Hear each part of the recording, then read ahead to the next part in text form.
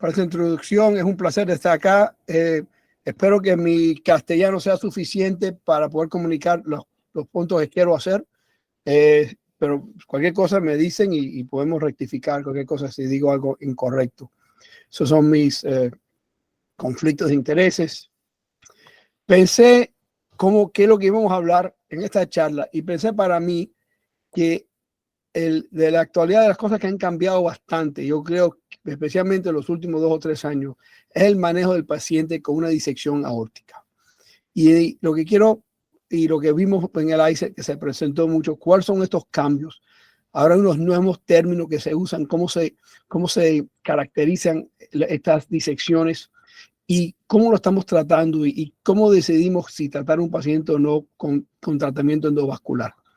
Entonces tengo una serie de casos clínicos que voy a presentar de estos temas. Creo que es algo que de verdad vale la pena. Es la última para mí, lo que hemos visto en el manejo de los pacientes patología aórtica. Yo creo que no hay que decir mucho de la disección aórtica. Sabemos que es como una catástrofe de la aorta más grande después de la trauma. Muchos de estos pacientes muy frecuentes no llegan porque tienen ruptura de la aorta, una mortalidad muy alta, y es debido al tiempo para hacer el diagnóstico. Vemos que lo más tiempo que se nos demora para hacer el diagnóstico, más mortalidad existe en este paciente. Y sabemos lo que estamos hablando de esta patología de una ruptura, lo que es la lámina interior o la íntima de la aorta, que deja que la sangre entra a la media parte del vaso, y en esta capa del vaso deja que la sangre corre, y ahí es donde se crea lo que hablamos, la disección, un plano de disección. La luz se queda y también hay flujo en lo que es el lumen falso, como decimos en inglés. Y el problema es que muchas veces este lumen falso en esta área, la sangre no tiene escape, ¿no? Entonces corre y el plano de disección sigue extendiéndose, y ahí es donde podemos llegar a de qué es lo que pasa con esta patología. Y muchos pacientes entonces tienen esa debilidad de las láminas, crea una ruptura o sigue extendiendo y pueden ver complicaciones. Aquí vemos una imagen vamos a decir, como una disección que se ve en la aorta ascendente. Y si yo quiero hablar sobre esto un poquito más tarde, si tengo tiempo al final, que es lo que vemos en esta área. Pero aquí vemos, y típicamente cuando vemos que está envuelto lo que es la aorta ascendente, estamos hablando de un tratamiento quirúrgico. Pero hay muchos cambios que se están haciendo ahora y que, si Dios quiere, más adelante vamos a ver más tratamientos endovasculares y menos invasivos. Aquí vemos una paciente de 49 años con una disección, y aquí vemos en la primera imagen que se ve que es una disección. Aquí se ve lo que es la pared o la lámina, la plano de disección, y la luz es lo que está aquí abajo. Es decir, que está lo que digo, el lugar falso o la luz falsa, como decimos, se ve que está comprimiendo la luz verdadera de la aorta con esta área. Y aquí hay unas características que son muy malas. Aquí vemos que está el grosor, o sea, el tamaño del grosor que tiene ese plano de disección. Como cuando vemos que la disección se ve aquí, que está casi no está tocando ninguna de las paredes o la lámina del vaso. Estos son todas características de alto riesgo del paciente. En la otra lámina vemos aquí que empieza la disección, el plano de disección después de la coronaria derecha, y aquí se ve exactamente dónde empieza la disección. Y vamos a hablar un poquito de cómo cómo estamos ahora describiendo estos tipos de pacientes, para poder entonces hablarnos entre uno y otro y dar una idea de qué es lo que está pasando, qué es lo que estamos mirando en las imágenes, para que todos los medios que estén tratando el paciente sepan exactamente qué es lo que está sucediendo. Y eso es algo nuevo que ha pasado ahora. En este ejemplo se ve un paciente de 51 años aquí sin contraste, y se ve que ya parece que hay sangre alrededor de la aorta ascendiente, y después con contraste que ve aquí como hay la sangre que está entre un lugar muy común en la aorta ascendente y la arteria pulmonar. Y aquí se ve donde muchas veces se ve la ruptura. Factores que contribuyen en este tipo de condición. Muchas de estos pacientes, obviamente, sabemos la hipertensión y una hipertensión que no está controlada, pero hay otras cosas. La cocaína y uso de drogas es uno de los factores muy altos, especialmente en pacientes jóvenes. Y también tenemos una lista de diferentes cambios de la pared del vaso y también cambios inflamatorios que pueden llegar y se encausan para esta condición. ¿Cómo evaluamos estas condiciones de la aorta? Hay muchas diferentes maneras, pero de verdad cuando hablamos de lo que es el síndrome agudo, que disección es una de esas partes, casi siempre estamos hablando de una tomografía, una tomografía, angiotomografía, donde podemos inyectar el contraste y ver bien cómo está lo que está sucediendo en la aorta, y también al mismo tiempo evaluar el vaso, la pared del vaso, y también evaluar los otros órganos, cómo están la perfusión debido a los cambios en la aorta. Y siempre llegamos, ¿por qué hacemos y cómo evaluamos a estos pacientes y por qué lo hacemos? Yo creo que es importante que si estamos haciendo el diagnóstico o si ya hicimos el diagnóstico, tener una idea exactamente qué tipo de disección es, de dónde llega y qué tipo de cambios secundarios o complicaciones le está dando disección a ese paciente, porque eso muchas veces lo va a decir y determinar qué tipo de tratamiento vamos a hacer a estos pacientes. Sabemos ya de muchos años, han habido dos tipos de clasificaciones, uno es el de Bakey y otro es el Stanford. El Stanford es el más fácil. Si envuelve la aorta ascendente, es una tipo A. Si envuelve después de la subclavia izquierda, la disección es un tipo B, y muchas veces antiguamente siempre vimos esto, era tipo A, era algo quirúrgico, tipo B, algo que se trataba de un manejo médico, y ya esto ha cambiado bastante por ese tipo de determinaciones. Hace poco salió este artículo y este escrito sobre cómo describir la disección aórtica. Y esto es algo para mí que es nuevo, pero es muy importante, y ahora lo está dando una idea de cómo debemos de evaluar este tipo de disecciones cuando vemos la aorta. Siempre hablamos de si está envuelto lo que es la aorta ascendente, y en este tipo dividimos la aorta en diferentes zonas. Zona 0 es la aorta ascendente. Tenemos la zona 1 y 2 que está en el arco. 3, la parte distal a la subclavia izquierda.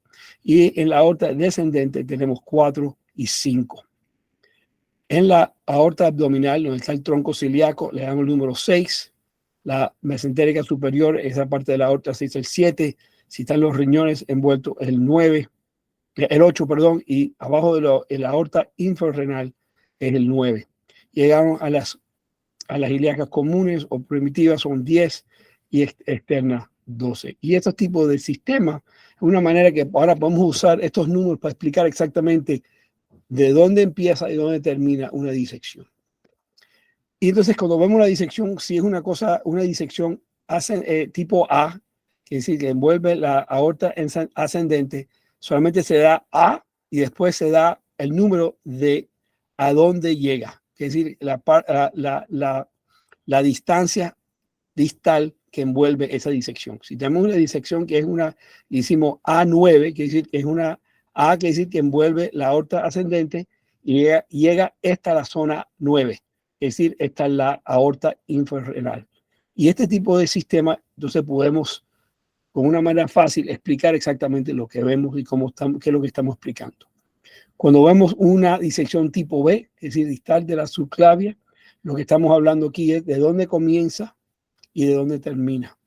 Es decir, que aquí podemos tener una disección, vamos a decir, que empieza en la zona 3 o en la zona 4 y llega hasta la 9 y hacemos B4 a 9. Es decir, que la disección empieza de un lado y termina en otro. Lo que es interesante, que el entry tear, o donde la lámina y donde empieza el plano de disección, donde vemos la comunicación entre la luz y lo que es el false lumen, la luz falsa, ahí donde es el entry tear. Y el entry tear es muy importante porque ahí muchas veces eso es lo que tenemos que cerrar. Y ninguna de estas nuevas maneras no explican exactamente dónde está el entry tear. Aquí le voy a dar unos ejemplos. Aquí le puse lo que hemos dicho, diferentes zonas. Aquí hay un paciente que tiene una disección de 0 a 9. Quiere decir que es una disección tipo A. Y aquí se ve, si vemos aquí, esto se describe entre A9, que es decir, que es una tipo A y que llega hasta la zona 9.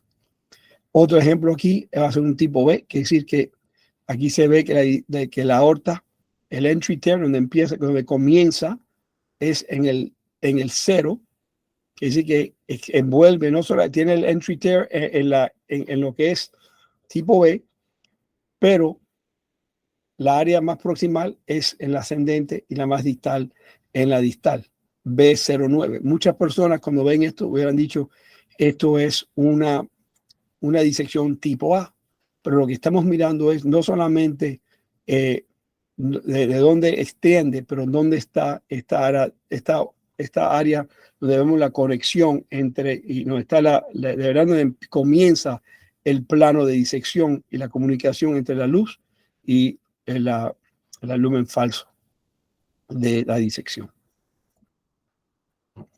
Cuando hablamos de una disección, siempre yo creo que es importante, ¿qué es lo que estamos tratando de hacer en el tratamiento de estos pacientes? Obviamente, cuando yo empecé hace muchos años, el manejo médico era una de las maneras principales de tratar la disección tipo E. Y lo que vemos ahora es que con el manejo médico hay muchos pacientes que van a seguir, la aorta va a seguir dilatándose, va a haber más problemas o pueden tener una complicación aguda o subaguda de malperfusión, que es decir, que no le está llegando presión a los órganos.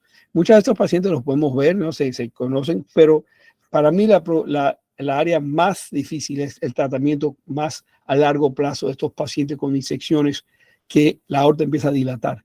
Y si no se trata, llega un momento que entonces hay que reemplazar la aorta completa. Y una cirugía bien fuerte. Pero muchas veces aquí lo que estamos tratando de hacer es, obviamente, a ver si podemos cerrar esa ruptura entre comunicación en el plano de disección, entre la luz y el plano falso, para entonces poder trombosar ese plano falso para que la luz se reexpande. Y eso es lo más importante, la trombosis del lumen o del área falso para poder entonces recrear lo que es la luz y que la sangre pueda correr por la luz, que queremos que no se comprime. Porque muchas veces lo que pasa es que después la plano de disección comprime lo que es el flujo regular en la luz en el paciente. Las complicaciones más serias obviamente son neurológicas en términos de parálisis, y eso es porque no tenemos mucho tiempo para poder reemplazar y arreglar la parálisis. Pero también sabemos que hay cambios que puedes ver a las arterias mesentéricas, como es la mesenteria superior, el tronco ilíaco. Muy común de ver cambios a las arterias renales. La ventaja de eso es que muchas veces afecta uno de los riñones y no los dos, pero unas veces se puede ver los dos, y isquemia aguda a la extremidad inferior. Lo que voy a explicarle son una de las láminas que explicó el doctor Lombardi. Dr. Lombardi, uno de los cirujanos vasculares en los Estados Unidos, que de verdad ha dado y se ha puesto al frente del tratamiento de disección aórtica, y habló en el ICET, y te voy a enseñar una de sus láminas que presentó. Y de verdad que él presentó, la pregunta es ahora que tenemos estas técnicas, estos stent recubiertos para poder tratar de cerrar esa ruptura o conexión entre la luz y lo que es la luz falsa de una disección, ¿cuándo debemos de tratar al paciente y cuándo debemos de tratar al paciente con manejo médico? Y esa decisión, ¿cómo se debe hacer? Y obviamente muchas cosas han cambiado en los últimos años. Y empezó con la terminología de lo que es una disección tipo B complicada. Y él dijo que estos son los pacientes que son para él los más fáciles en términos de decidir, estos pacientes los debemos de tratar. Y hay un estudio que él participó en una investigación, el Stable 2 Trial, y miró casi a 70 pacientes que presentaron con una disección aguda tipo B.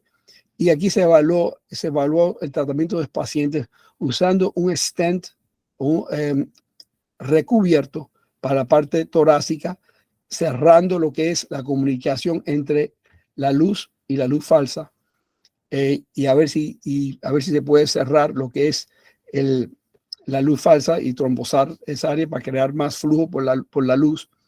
Y hay dos tipos de técnica. Una es poner el dispositivo lo más mínimo posible para cerrar lo que es esa comunicación, o extenderlo en la aorta torácica distalmente lo más posible para crear y reforzar es lo que es la luz.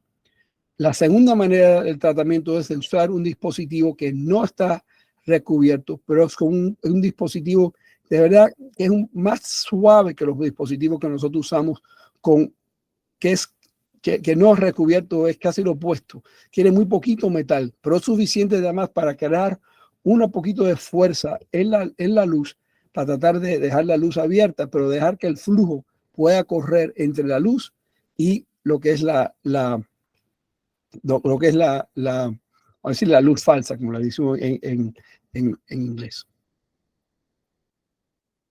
Y él decidió, y él como que sabemos que hay pacientes que presentan con ruptura de la aorta, o si hay malperfusión, ya hemos hablado un poco de ese término. Estos son pacientes que tenemos que tratar con en términos de un stent graft o un stent recubierto. Esos son los pacientes que tratamos rápidamente con este tipo de tratamiento.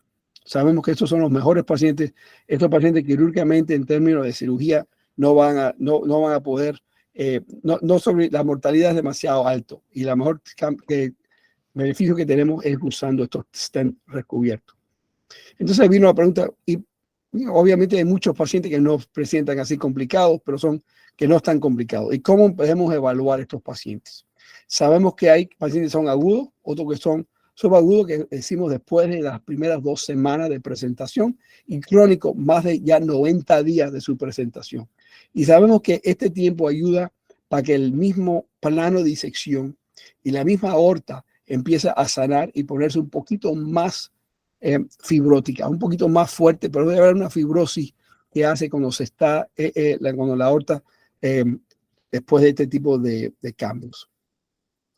Y él explicó que de verdad en el tiempo agudo estas aortas son demasiado delicadas. Estos vasos ya han pasado por esta disección, y los chances y la probabilidad que de esta disección puede extender o debe tener ruptura es muy alta, especialmente si estamos haciendo alguna manipulación o algún procedimiento. Recomienda, si no está complicado y una razón que hay que hacerla en urgencia, esperar estos 14 días. Yo creo que ya esto es algo que se sabe, y ya llevamos años esperando casi siempre, por lo menos hasta la 3ª semana o más, si es posible, para poder tratar los tipo B disecciones de alto riesgo. Y él dice que estos pacientes de las primeras 2 semanas sabemos que hay chances de embolia cerebral mucho más alta. El riesgo de una disección que extenda retrógrada es mucho más alta. Y esto es una complicación que casi siempre llega y deja una mortalidad, porque llega la disección hacia las coronarias, hacia el pericardium, y estos pacientes no hay manera de poder para que sobrevivan eso. Y también el chance de paraplegia es más alto, porque el cuerpo todavía no se ha adaptado a la malformación, y hay más chance que puede haber paraplegia en estos pacientes. Y él dice que en estos pacientes agudamente, si no están complicados, no debemos hacer nada. Este es un estudio que se hizo explicando qué podemos hacer para tratar de reducir el riesgo de una disección retrógrada, es decir, tratando de arreglar una disección tipo B que no se vaya a convertir a una disección tipo A. Y lo que vemos es que estas aortas son muy delicadas. Tenemos que usar dispositivos que están a la medida perfecta. No queremos poner un dispositivo muy grande, porque la misma presión del dispositivo es suficiente para poder crear una disección retrógrada. Ahora, casi siempre estamos hablando de estos pacientes subagudos, que es que han pasado ya 2 semanas Y la pregunta es, estos pacientes no están complicados, ¿cuáles son los pacientes que debemos de tratar después de 2 o 3 semanas con una disección torácica tipo B? Y antiguamente yo les voy a decir que siempre miramos y pensábamos que si podemos crear que la aorta y lo que es la luz falsa, como decimos en inglés, el false lumen, se trombosa y podemos poner algo para darle soporte a la luz, para que la luz se reexpande, sabemos que esos son los mejores pacientes porque pensamos que fortaleciendo la misma pared del vaso ayuda un proceso para que sane el vaso. Y yo siempre pensaba eso. El estudio más famoso es el STED Trial, que se hizo casi ya hace 15 años. Y este es un estudio que randomizaron pacientes con una disección tipo E poniéndole un stent graft, un dispositivo recubierto, o el tratamiento médico. Y el estudio, cuando empezó, era pasar 2 años, a ver los cambios de mortalidad a 2 años. Y en 2 años no había mucho cambio. Prosiguieron el estudio 5 años y ahí no se vio mucho el cambio, que los pacientes que tuvieron puesto un stent recubierto pudieron remodelar lo que es la pared del vaso y tuvieron menos complicaciones. Y eso siempre era para mí una de las razones por muchos años que yo decía, vamos a tratar a este paciente porque quiero prevenir que le vaya a dar unas complicaciones más adelante en 5 o 6 años que van a tener que reemplazar la aorta. Y en este momento, yo no sé si eso de verdad es verdad, ya le voy a enseñar lo que vemos. Aquí vemos el STED Trial. Y es de verdad, esto, por lo menos cuando hace 10, 15 años, 10 años, esto fue la información que de verdad motivó a mucho lo que es el tratamiento de la disección. O empezamos, si podemos estabilizar la luz y responder la luz y cerrar lo que es la conexión entre la luz y la luz falsa, podemos entonces que la aorta empieza a repararse ella misma. Y eso fue el concepto que había. Ellos hicieron un estudio, el doctor Lombardi, y vio que de verdad esto no es necesario, ¿verdad? Muchos pacientes que le hemos puesto los dispositivos, todavía la aorta puede crecer y va a decir que en una tercera parte de estos pacientes la aorta sigue creciendo.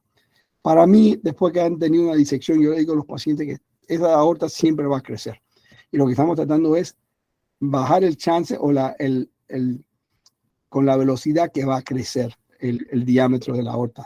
Y eso para mí es una de las razones. Pero aquí están diciendo, y él pensó que de verdad que lo que es el mismo aorta o lo que es el lumen falso, la luz falsa, todavía crece en estos pacientes especiales y no importa si le hemos estabilizado la luz con un dispositivo recubierto. Los pacientes crónicos siempre son un poco más difíciles y eso es porque ya los pacientes han tenido, después que ha pasado mucho tiempo, el mismo plano de disección se pone demasiado fuerte y es difícil abrir lo que es ese plano y poder comprimir lo que es la luz falsa. Y ya si pasa mucho tiempo, la misma cicatriz, la formación de reparación no te deja expander lo que es la luz. En estos pacientes lo que se mira es a ver si hay crecimiento de la aorta. Si vemos que el diámetro de la aorta sigue creciendo, ya esos son pacientes que entonces tenemos que pensar, hay otras cosas que se pueden hacer y si hay que empezar ya a pensar de reemplazar esa aorta, pues van a seguir creciendo. Los pacientes que no crecen se pueden seguir observando. Muchos de esos pacientes que se ponen con control de la presión, tratando para que no crezca, pero si vemos que hay crecimiento y entonces ya llegamos a otro término de que casi siempre van a seguir expandiendo y van a necesitar una forma de reparación a la aorta. Entonces estamos con esa decisión. Los complicados, esos tipos de pacientes se tratan rápidamente y los pacientes que no están complicados no debemos hacer nada. ¿Qué hacemos en el medio? ¿Qué hacemos los pacientes que no son agudos y que no son completamente, que no están complicados, tienen sus factores de alto riesgo, pero ¿cómo debemos decidir y tratar a estos pacientes? Yo creo que esto es una de las cosas que ha cambiado bastante en los últimos 2 años. Antiguamente casi siempre yo decía, no, el paciente tiene una hipertensión que sigue. Veo que los pacientes tienen cambios que no Yo creo que si no los tratamos en este momento, en 5 o 10 años no lo vamos a poder tratar. O pacientes que han tenido mucho dolor y siguen llegando por la urgencia porque siguen teniendo dolor. Esos de verdad no son muy factores que ya se usan. En el último escrito que se publicó en una publicación combinada en lo que es la Sociedad de Cirujanos Vasculares y la Sociedad de Cirujanos Torácicos, empezaron a hablar exactamente de cómo podemos de explicar a estos pacientes que no están si no están que no tienen complicaciones, que no hay malperfusión y no hay ruptura y no hay factores de riesgo falsos, factores de riesgo altos. Y vamos a definir un poquito cuáles son estos factores de riesgo. Entonces tenemos lo que son complicados y lo que no están complicados. Entonces están los pacientes que tienen factores de alto riesgo. Y estos factores de alto riesgo ya yo creo que llevamos casi una década entendiendo y ahora ya tenemos una idea de cuáles son estos pacientes que debemos de tratar. El primero es pacientes que le siguen con el dolor, es decir, que el dolor mejora, pero no estás controlando la presión y todavía te presentan que le están dando dolor de la espalda, que tienen dolor, y este es un dolor típico para lo que es una disección. Estos pacientes los ponemos en pacientes que tienen un factor de alto riesgo. Pacientes que le tratamos de controlar la presión, pero siguen teniendo áreas que la presión les sigue. Muchos de los pacientes están en cuidados intensivos, están por sueros controlando la presión y todavía vemos cambios. Y es muy difícil porque obviamente estos pacientes no van a estar en esa situación por toda la vida. Hay que tener, cuando los tratamos de poner en medicinas orales, cómo pueden tolerar eso y si le podemos controlar la presión o no. Sabemos los pacientes que han tenido un derrame pleural con sangre, que vemos que hay un poco de sangre cuando hacemos una toracentesis. Estos pacientes para nosotros son altos riesgos. No necesariamente que hay ruptura, pero si vemos que hay esto, es una cosa de alto riesgo. La aorta, el diámetro de la aorta completa, es decir, incluyendo lo que es la luz y la luz falsa, más de 4 centímetros, es un factor de alto riesgo. Y también, si vemos lo que digo, la luz falsa, el false lumen, más de 22 milímetros en diámetro también. Y también si vemos malperfusión que está creando, que se ve por imagen, quiere decir que si vemos que el riñón izquierdo no se está que no hay perfusión al riñón izquierdo, eso es un factor alto. Y también los pacientes que siguen regresando para el hospital con estos síntomas de presión alta o de dolor. Entonces hay varias otras cosas que hemos distinguido. Una es si lo que es el plano de disección se ve en la parte medial de la aorta, que es decir, que está cogiendo la curva más aguda del arco. Esos pacientes vemos que tienen un factor alto riesgo, tienen más probabilidad de que van a progresar. Y también los pacientes que la misma plano de disección es parecido al paciente que le enseñé al comienzo. Se ve que el plano de disección está casi, no está tocando el vaso y se ve en la parte central de la aorta. Y aquí vemos un poco de las diferentes, los diferentes estudios, investigaciones que enseñaron esto. Se ve aquí la diferencia grande.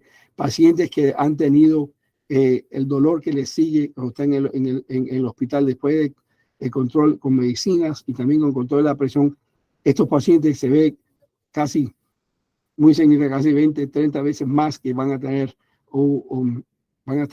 complicaciones y van a seguir progresando. Se ven pacientes, la diferencia casi el doble, pacientes con un derrame pleural sanguíneo. Aquí vemos la dilatación de la aorta, casi el doble probabilidad que van a tener cambios de alto riesgo en esos pacientes. El costo también, los pacientes siguen regresando por la urgencia y estas admisiones son esos pacientes que han un 25% más que van a tener una complicación. Y aquí vemos uno que se ha mirado, como estaba diciendo, dónde está localizado el plano de disección. También es otro diferente factor de riesgo. Lo que es interesante es el G aquí abajo, que vemos punto 2. Y estos son, el punto 2 son personas o pacientes que le hemos tratado y que el lumen falso, el false lumen, se trombosa. Es decir, que si podemos parar el flujo por el lumen falso, sabemos que eso es uno de los factores positivos para el cambio del paciente, y porque ahí vemos que el paciente empieza a remodelar lo que es el vaso aórtico.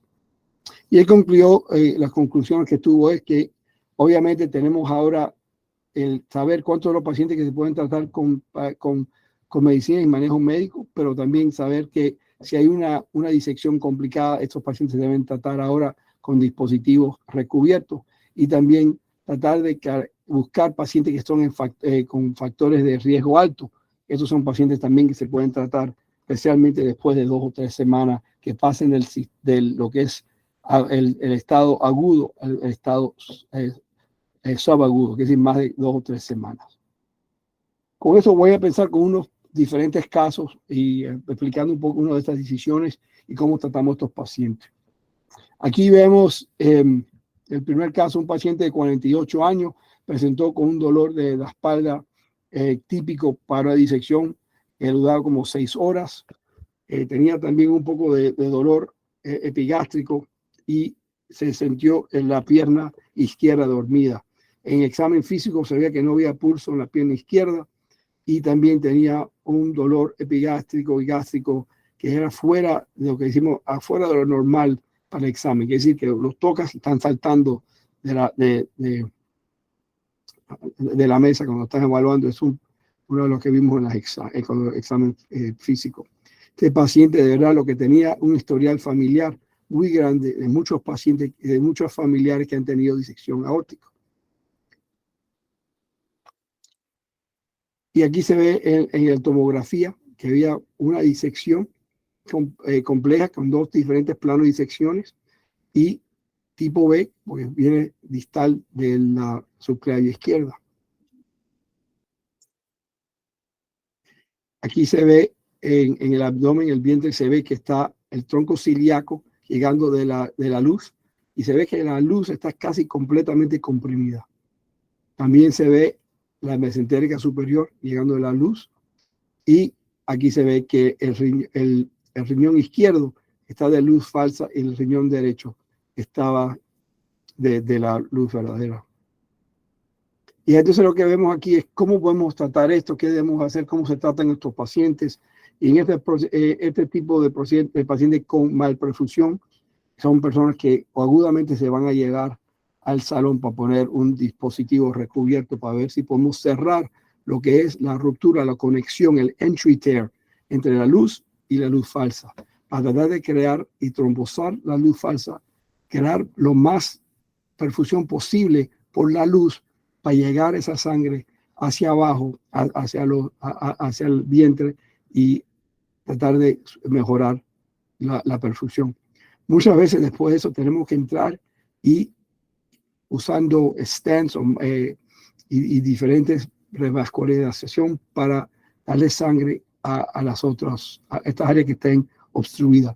Y siempre hablamos de 2 tipos de obstrucciones. Una obstrucción dinámica, que se ve muchas veces cuando se usa ultrasonido intravascular, y se ve con cada latido del corazón, que se ve que esa compresión, cada vez que hay el latido del corazón, se comprime el lumen falso, la luz falsa, y comprime la luz, y se ve cómo pueden comprimir estos vasos y cerrar el flujo a las arterias renales o a la mesentérica. Y hay otras veces que se ve que siempre está cerrado. Y cuando vemos esto, entonces lo que tenemos que hacer es, hay que abrir estas arterias. Muchas veces lo hacemos con un stent, tratar de crear esa vascularización. También, como yo dije, uno de los peores cambios son lo que es al spinal canal, al espinazo, tratar de crear y que tenemos lo más posible perfusión para que no crear parálisis. Y de verdad, muchos de estos pacientes, el manejo existe subiendo la presión sistémica y también haciendo un drenaje aracnoideo para poder quitarle líquido aracnoideo, para crear que la presión alrededor, el líquido alrededor del spinal canal cord baje, para que suba las probabilidades que la sangre vaya corriendo y subir la perfusión al paciente.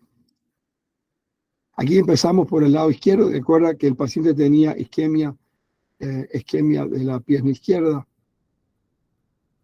Y entramos y podemos ver aquí la disección muy parecida a lo que vimos en la tomografía. y aquí vemos con un ultrasonido intravascular. Y aquí se ve muy bien cuando están mirando en estos tipos de ultrasonido intravascular, que aquí estamos en la luz y aquí se ve lo que es el plano de disección y aquí está la luz falsa o el false lumen. Y lo que estamos viendo, cada vez que en cada latido corazón se ve como esto se puede cambiar. Y esos cambios para mí son muy importantes cuando estoy decidiendo si debo tratar al paciente con qué tamaño debo usar de dispositivo recubierto. Este tipo de análisis me da de verdad una medida, una idea de los cambios que están pasando en el vaso. Y aquí estamos haciendo el telerograma y aquí se ve que lo que decimos el hanging mesenteric sign, que es decir, que estamos inyectando y estamos en la luz inyectando y se ve que todo lo que vemos es la sangre entrando en la mesentérica superior, en el tronco ciliaco, pero no vemos la aorta. ¿Por qué? Porque la aorta la luz está completamente comprimida por la luz falsa o el false lumen. Lo que tenemos que hacer es tratar de abrir ese flujo para poder abrir flujo por la aorta. Aquí cogemos las medidas y decidimos poner un stent recubierto. Y esta estrategia lo que hicimos un stent recubierto desde la proximal a la subclavia izquierda, que es decir, que cerramos la subclavia izquierda, lo tapamos con el dispositivo y extendimos la aorta descendiente y aquí se ve ese tratamiento. Y lo que estamos tratando es cerrar lo que es la conexión entre la luz y la luz falsa para poder reforzar esa sangre por la luz. Y aquí se ve que ya ahora vemos ya la mesentérica, el tronco ciliaco, mesentérica superior, recibiendo ese tipo de flujo. Y aquí se ve aquí ahora que vemos ya sangre, no solamente en la luz, pero todavía vemos que hay sangre en la luz falsa, pero todavía existe, pero está la luz ahora está comprimiendo sobre lo que es la luz falsa. Y aquí puede haber muchas comunicaciones entre la luz y la luz, y aquí es donde hay que empezar a tratar de crear para que podemos cambiar la presión para poder llegar a trombosis de la luz falsa o el false lumen. Muy parecido a lo que he dicho, muchas veces tenemos que entrar ahora y tratar de abrir para poder revascularizar a cualquier un riñón o la mesentérica superior que no está cogiendo sangre. Aquí se ven los catéteres y poniendo el stent y poder entonces crear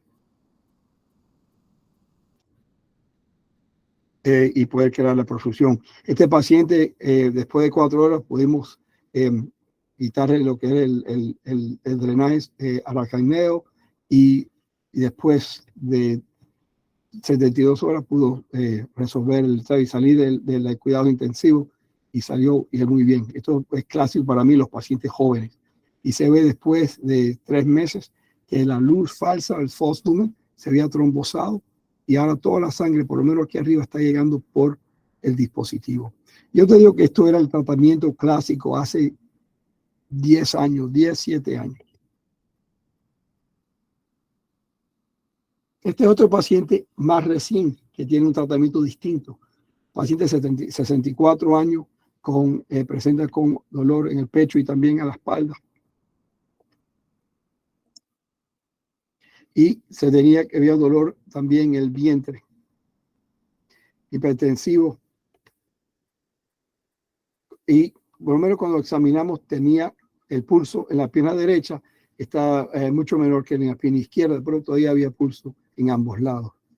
Tomografía no me está corriendo, pero le puedo decir que aquí se ve que hay el tronco ciliaco de la luz y aquí se ve el plano de disección y se ve aquí que está el tronco ciliaco, la mesentérica superior de la luz y se ve en el riñón, no sé exactamente, para mí los dos están llegando aquí está a la izquierda de la luz, aquí de la luz falsa y aquí se ve el plano de disección, como le dije, como se está aquí casi completamente comprimido por el flujo que está en el false lumen o en el lumen falso. Y aquí se pueden medir diferentes cosas, como había dicho, el tamaño de la lumen falsa, de la luz falsa, y esas son diferentes cosas que vamos a mirar para ver si el paciente tiene factores de alto riesgo al tratamiento y debemos hacer un tratamiento endovascular. Este paciente empezó a tener fallo renal después de 48 horas, siempre tenemos la misma discusión si el fallo renal es debido a la disección, a la hiperperfusión debido a al control de la presión, porque tenemos la presión muy baja, o si de verdad es una malperfusión, que lo que está sucediendo. Muchas veces hacemos análisis nuclear a ver cómo está llegando el flujo a los riñones y decidimos que esto era debido a la disección.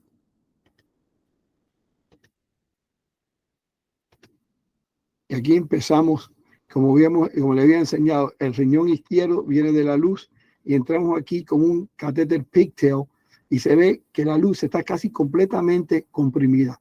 Estamos avanzando e inyectando y se ve aquí que esta es la luz que está casi completamente comprimida por la luz falsa o el false lumen.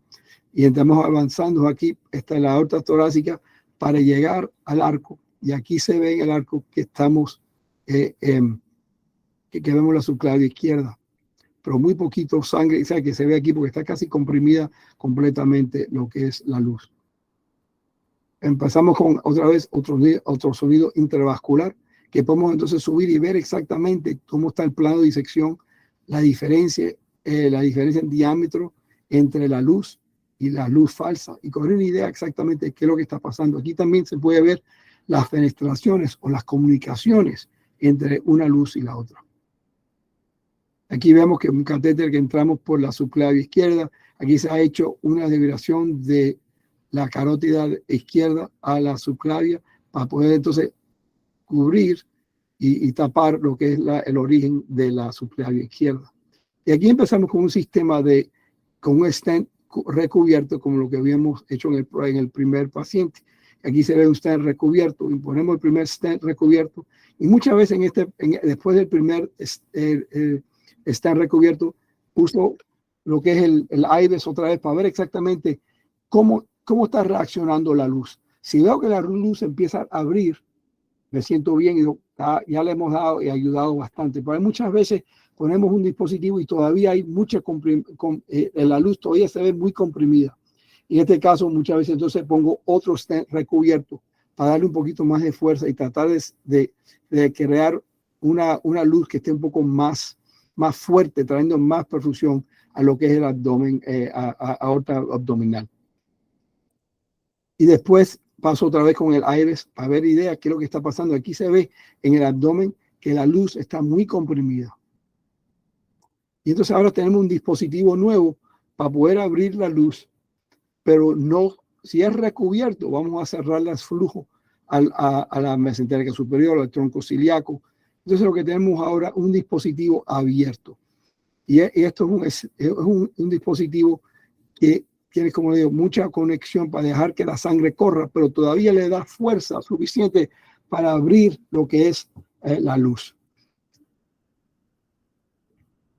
Aquí se ve extendiendo aquí con uno de estos stents abiertos. Entonces podemos cruzar al abdomen, podemos cruzar por el tronco ciliaco, podemos cruzar si es necesario por las arterias renales con estos tipos de dispositivos que no son recubiertos, son abiertos y no hay comunicación. Y después de hacer esto se ve que ya ahora tenemos flujo por la luz, también hay flujo por el false lumen, y ahora empezamos a mirar exactamente dónde está yendo la sangre, si la pierna hay suficiente perfusión a la pierna, los riñones, y empezamos a revascularizar cualquier cosa que vemos que no está llegando suficiente sangre.